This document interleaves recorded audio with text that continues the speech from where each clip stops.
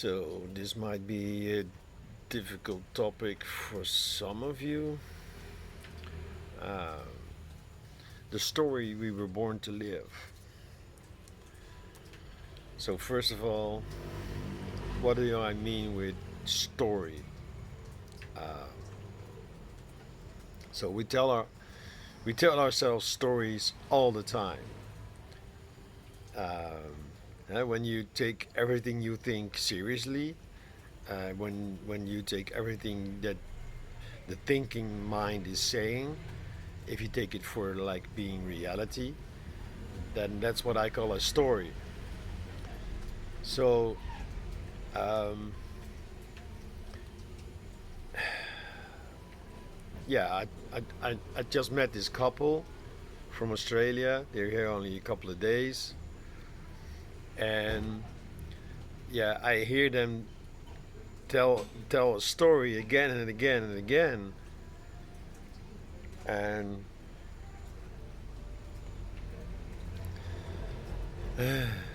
yeah, funny. Huh? Even I find it difficult. Yeah, I mean, if you're fully identified with being the person, with you being the person, you are thinking, you are the one. Uh, well, let me reverse it. If you are not aware, uh, for example, that you are a soul or you have a soul, and yeah, I have my own idea about the soul, but it doesn't really matter. Like the concept of a soul, a eternal being, or a soul that incarnates again and again and again.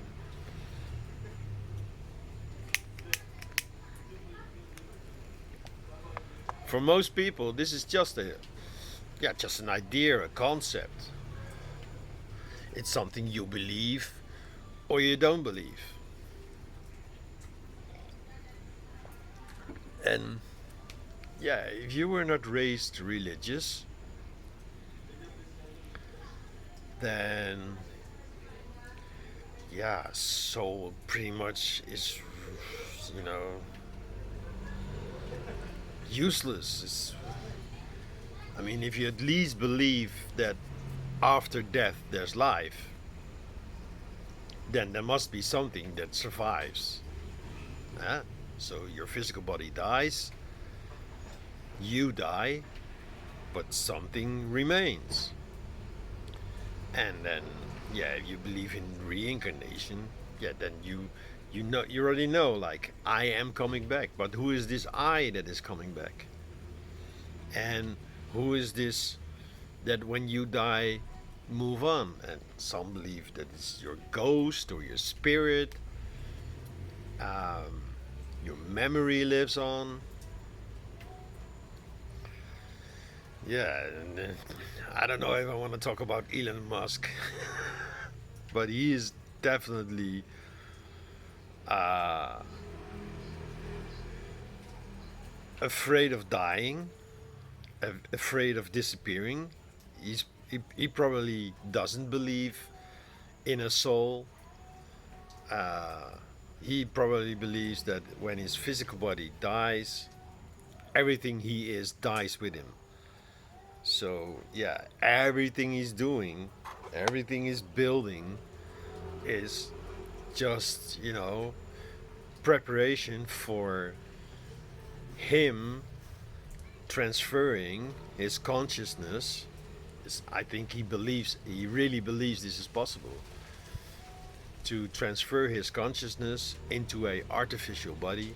So that's why he's building robots. That's why he's developing this Neuralink, because he really believes that at some point, probably using AI, which he was not a big fan of, supposedly. Um, Transferring his consciousness into a artificial body so he can live on. And yeah, I don't know where he got the idea of then moving to Mars to live there, but I guess it's because he is totally afraid or maybe even disgusted by humans. And I've seen this before. I've seen this before with Adolf Hitler. He, when he, you know, he didn't hate Jews. No, he hated being Jewish. He found out he was part Jewish. So his hatred for his own being Jewish led him, that's the way I see it, led him to like want to get rid of all the Jews. That's crazy. Yeah, so we tell ourselves stories and we believe these stories. And for example, the story of reincarnation, the story of afterlife, or the story of a lack of, like my stepdad. Uh, yeah, he believes that when he closes his eyes for the final last time, then it's done. He is done. It's finished. Suffering is finished. Finally. And yeah, of course, I can understand his belief. I mean, uh, a very long time ago, um, during a friendly football match, someone tackled him from behind. He broke his ankle, and it was not. Uh, yeah, the surgeon made a mistake, and he's been living in pain since then, like constant pain. That's horrible. And of course, you learn to live with it because that's what we do. But yeah, what if that is just a story? He doesn't believe in all the things that I speak about. So for him, this story is true, and there's no way. Uh, he, of course, tried to get operations to get it fixed, and I claim, or I say, or I suggest that because he believes in the story that something is wrong with his ankle and it cannot be restored, that all these operations they were like useless because they didn't really fix anything.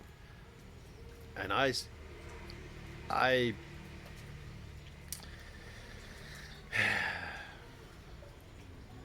actually believe, or maybe I know,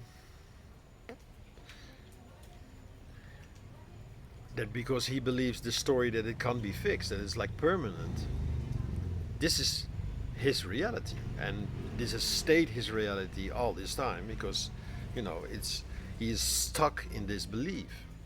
In his vision, in his experience, in his mind, this will never change. Letting go of that story would mean letting go of everything he believes in.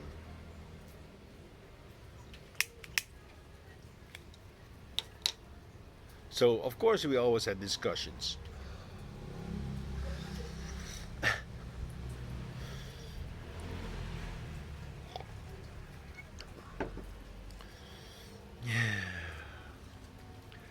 I've heard someone say it like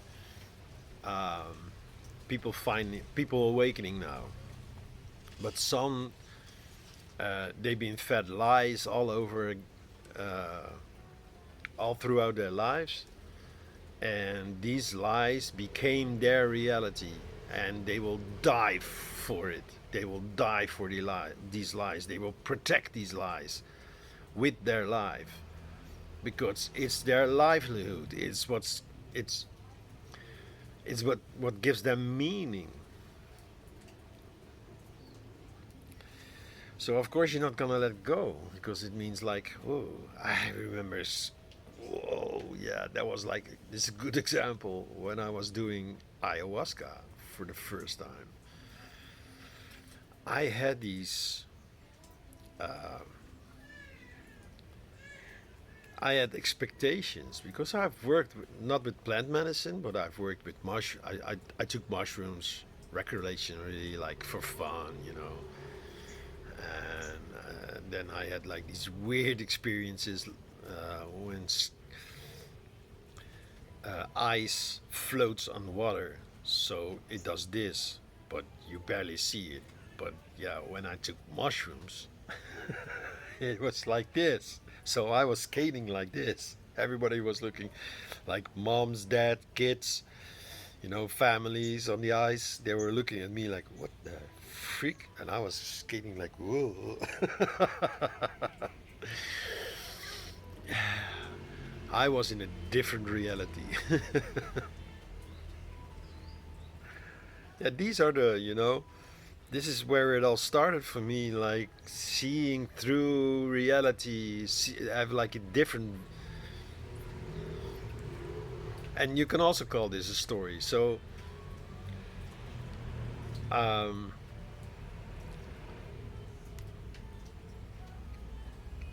yeah, I've told this story many times. So this story became reality. I don't even remember if it really was like this.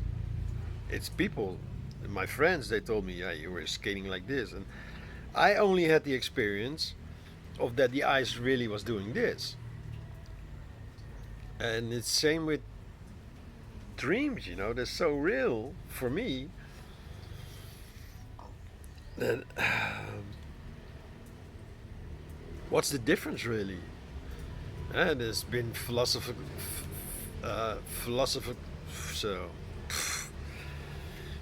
philosophical debate about whether we live in a dream, and when you're in the dream reality, that's actually the real world. So when you go to sleep, you awaken in the real world, in the dream world. This is the real world. And then when you're done dreaming, when you're um, you could say you exit this matrix, you exit this false reality, and you enter the real reality. So yeah, in your dreams you can fly. I could fly in my dreams or float. And in your dream world, there's lots of things that are not possible in this physical reality. And then when you wake up, it's not you wake up. No, you wake up inside the dream. So this is the dream reality, and when you're dreaming, you are in the real reality. Huh? Who's to say?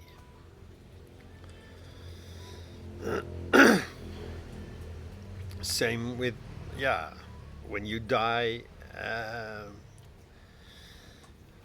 Some people, even me, I was suicidal. Well, not suicidal. I had suicidal thoughts for a long time because I was, life was heavy on me. It was not like I was gonna take my own life. No, for sure not. Um,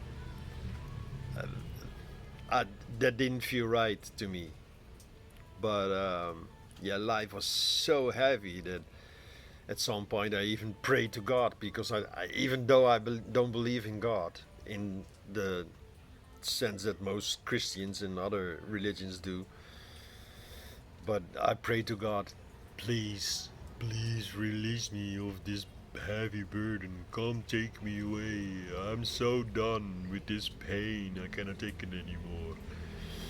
And yeah, then I had um, I don't know how to call it. I had like a clear experience of dying. I died that night, and then the next morning, I woke up again, reincarnated. Uh, and maybe I actually died. Maybe that Jeroen You know, Jeroen has left the building. So maybe that Jeroen left and another one entered. This one. Or maybe not even this one. Maybe this is like already another version. And it's, whether you call it fantasy or imagination or sci-fi, uh, for me, and I studied science, biology, chemistry, uh, physics, and I understand that we want proof. Uh, People used to claim, if I can see it with my own two eyes, then I will believe it. And then, yeah, like seeing is believing. And then someone reversed it. They said, no, first you have to believe it before you can see it. So when I did the ayahuasca, I was I was asked to let go of my expectations.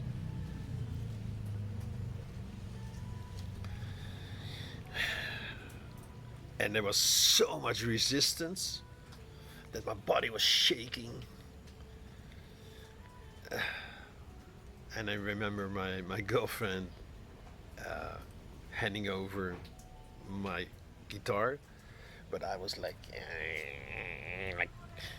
convulsions, like how can I play guitar like this? And then I just folded my hands around the guitar the best I could, and then my hands started playing, and wow! And it was not me playing. I was just aware of the playing. There was the guitar playing was happening. I remember clearly. So while the guitar playing was going, I was like, wow, wow, you or he's really good. He's wow. These this magic he's creating. Wow.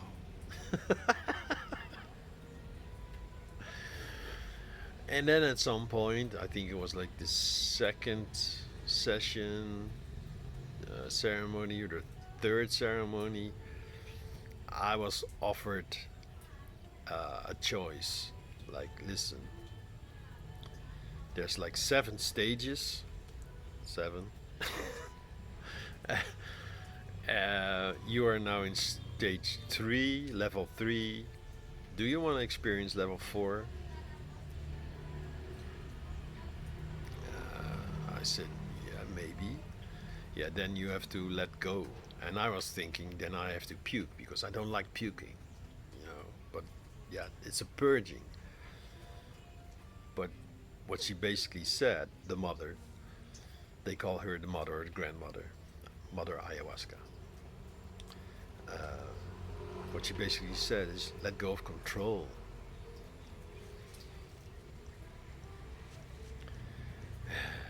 I couldn't do it. I was so afraid of them puking, and I so hate it. And yeah, the funny thing is that I I resisted the puking, but I did not resist the letting go. So uh, I don't remember this one clearly. I think it was another session where my girlfriend said, "Listen, I also want to go. Can you hold space for me?"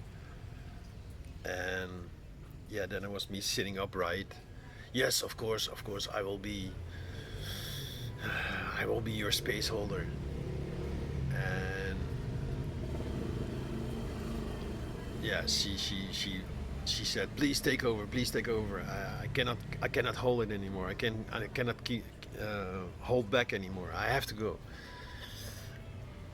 So I sat upright, uh, with the promise of holding space. And then the mother says, "No, not like this," and I just fell down. I, I had to let go of the idea of what holding space actually meant. So she went, she purged. She even purged some sort of entity. Later, we looked in the bucket like, what the freak is that? It had some shape of some creature. That was weird. Um, but yeah, so she went deep. She went, wow, and yeah, I was like, let go. So I was also like, no, this is not space holding. So, and she still felt like I was there, but in a different way. Like I actually, my real being was actually there, very present. But Jeroen had left the building. Jeroen is like out of there. The controller one, the one believing the story that he could, you know, hold space. I'm the guy. I'm the man. And then I had this beautiful experience where she basically showed me, listen, this is who you truly are. This is where you truly are. And I was in this nothingness and everythingness at the same time. It felt very peaceful. Uh, yeah, I best describe it as Jeroen, even what I would call the soul, it all disappeared. It all just completely disappeared. One might even call it, that's where I realized the self. That's where I realized I am the self. The pure consciousness. Um, Not even being part of a collective.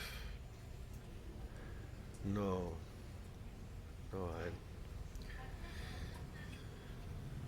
yeah, there's no words to describe it, just pointers. If because now I realize when I say I am the self, then it's it still feels contained, like I am, like some identification with it. But no, all identification was lost. I was nothing, I was no one, and I was everything and everyone at the same time. And yeah, how do you put this in words, right?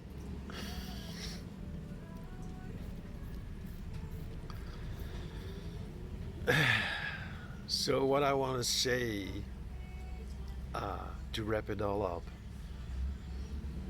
is once you realize that what the stories you're telling yourself, the stories you're holding on to, uh, don't see them as fixed. They're not fixed. They're not like finished stories. No, they're very alive. They can change at any time. The story, you can rewrite the story. You can rewrite the script. You can create your own reality.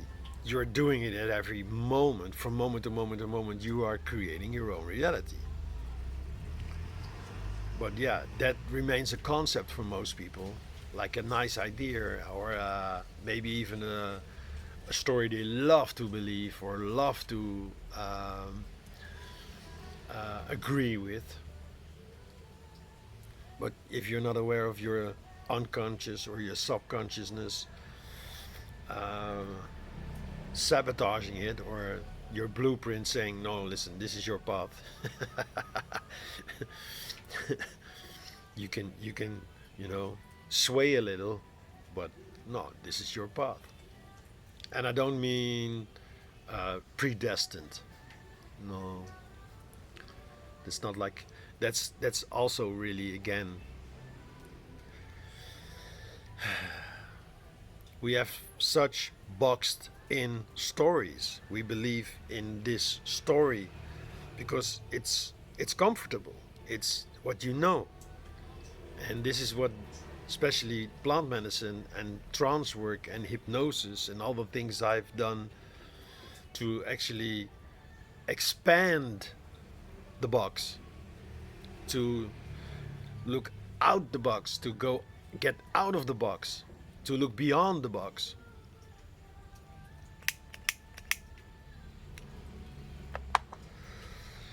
Because I don't believe this is it. It cannot be. All right, I think that's enough.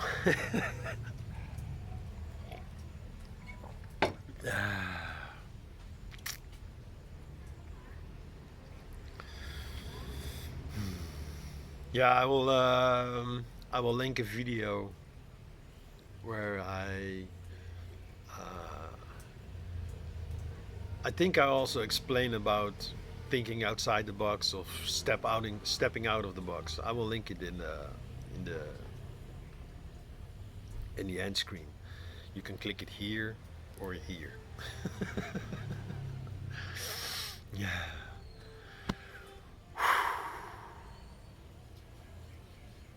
It's wonderful. It's wonderful. Life is wonderful. It's full of wonder. All right. See you in the next wonder.